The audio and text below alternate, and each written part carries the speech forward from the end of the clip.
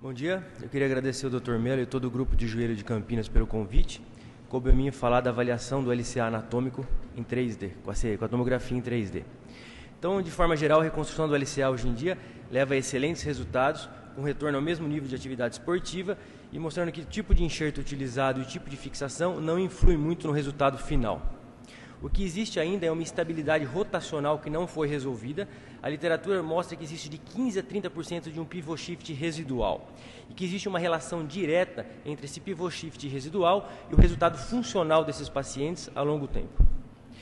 E esse pivot shift existe porque com a lesão do LCA existe uma mudança do centro de rotação do joelho, do meio do joelho para a região medial, associado a uma hipermobilidade do compartimento lateral do joelho. Então a dupla banda tem sido muito estudada nos últimos anos na tentativa de controlar essa instabilidade rotacional.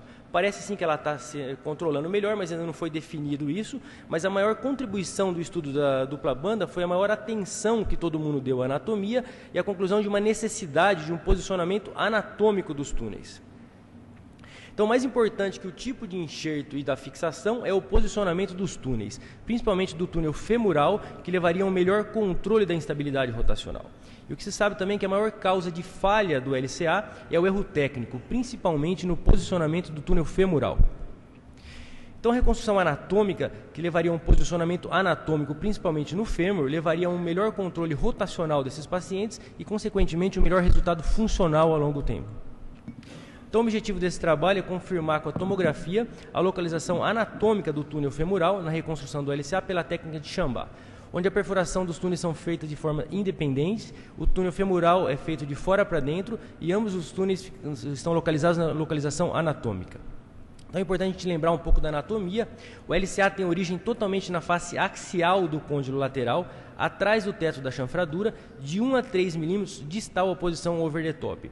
E com o joelho em 90 graus, que é como a gente trabalha na artroscopia, ele está sempre horizontalizado. É difícil a gente fazer essa localização pelo relógio, porque o joelho é uma estrutura tridimensional, então a gente não vai ter noção de profundidade, se é mais distal, se é mais proximal. Além disso, a flex-extensão do joelho alteraria essa posição no relógio.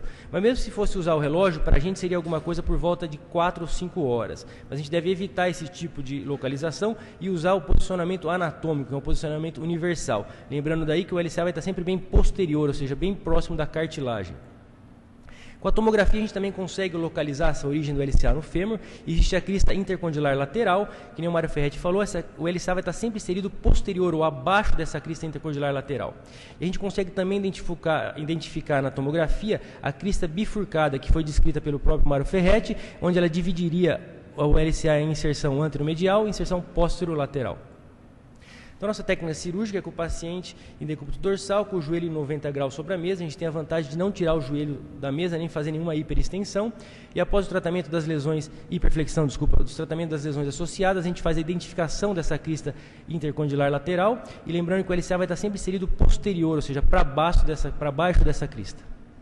A gente faz um acesso lateral de 1 centímetro, 1,5 centímetros sobre o epicôndilo lateral. O guia femoral ele entra pelo portal anteromedial e vai se prender na região mais proximal do côndilo lateral. Então, uma vez colocado o guia, ele vai se prender lá bem proximal na região mais posterior do côndilo lateral. O fio de Kirchner guia, que é o fio guia, ele vai sair perpendicular a essa face axial do côndilo lateral e por cima desse fio guia a gente faz perfuração com brocas canuladas progressivamente de fora para dentro. A gente faz progressivo porque a gente consegue fazer algum ajuste no posicionamento do túnel se for necessário. Aqui já é uma visão que a gente tem de fora para dentro do túnel. A gente faz uma regularização desse rebordo anterior do túnel. A incisão lateral ela é do mesmo tamanho ou até menor do que qualquer fixação transversa. A técnica de 2 incisões era criticada pelo tamanho da incisão, mas hoje ela não é maior do que 2 centímetros. Essa técnica foi descrita pelo Chambá. Ele faz ainda com o tendão patelar. Ele usa uma baguete tibial maior do que a baguete patelar. Ele inverte esse tendão, ou seja, essa baguete tibial grande ela vai ser fixada em forma de press fit no fêmur e um parafuso na baguete patelar que vai ser fixada na tíbia. Mas a gente também usa os tendões flexores, que é a nossa primeira opção hoje, mantendo eles inseridos na tíbia. A gente pode usar o semitendíneo e o grácil fazendo ele quádruplo, ou nossa primeira opção hoje é o semitendíneo triplo, sempre mantendo inserido na tíbia e passando ele de distal para proximal. Esse aspecto final do tendão ele fica bem horizontal. A gente consegue visualizar o triângulo que o Fred Fu sempre prega entre o LCA, LCP e o teto do intercôndilo, e tem a vantagem de a gente poder colocar o LCA na tíbia bem anterior, sem risco de impacto no teto do intercôndilo, uma vez que ele vai estar na sua posição anatômica. Então aqui a primeira tomografia já confirmando o posicionamento correto, abaixo da crista intercondilar lateral, bem próximo da cartilagem. Esse é um outro caso, a gente comparou com o joelho contralateral, mais uma vez o LCA bem na região correta dele, abaixo da crista intercondilar lateral, bem posterior e proximal. Esse mesmo caso, a gente comparando com o joelho contralateral, a gente vê que a tíbia a gente pode colocar bem anterior, que é na localização correta, e não existe nenhum risco de impacto com o teto do intercôndilo.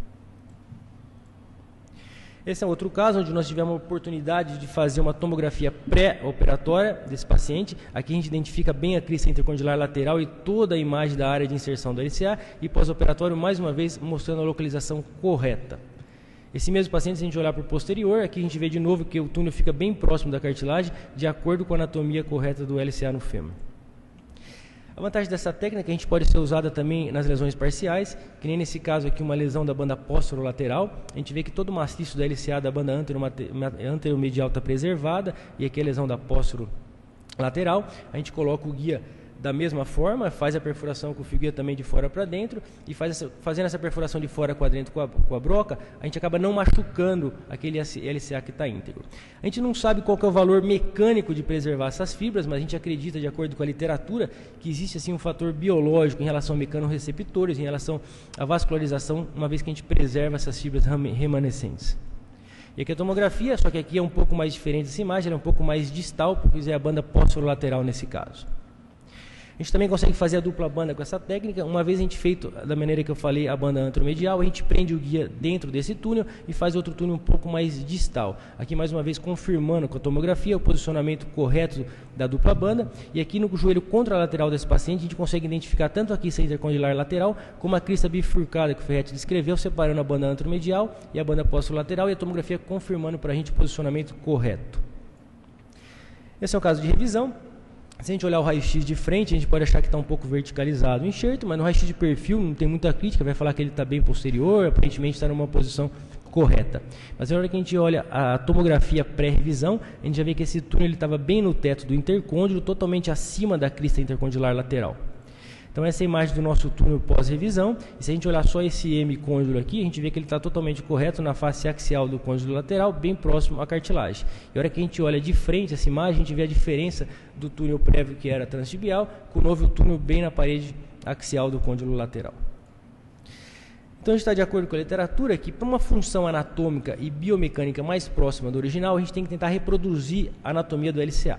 Isso significa, que nem o Dr. Galli falou de manhã, no começo, reproduzir todas as suas fibras de colágeno, biomecânica e anatomia. Hoje em dia a gente não consegue fazer isso. Então o primeiro passo nessa direção seria colocar o LCA no seu posicionamento anatômico. E a gente está de acordo também que o LCA de fora para dentro ele é mais anatômico e que ele levaria sim ao melhor controle da rotação nesses pacientes. Então, como conclusão, a perfuração de fora para dentro do túnel femoral, ela atinge sim o posicionamento anatômico. Isso foi confirmado pela tomografia.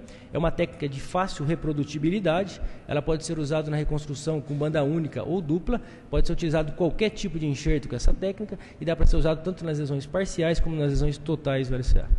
Muito obrigado.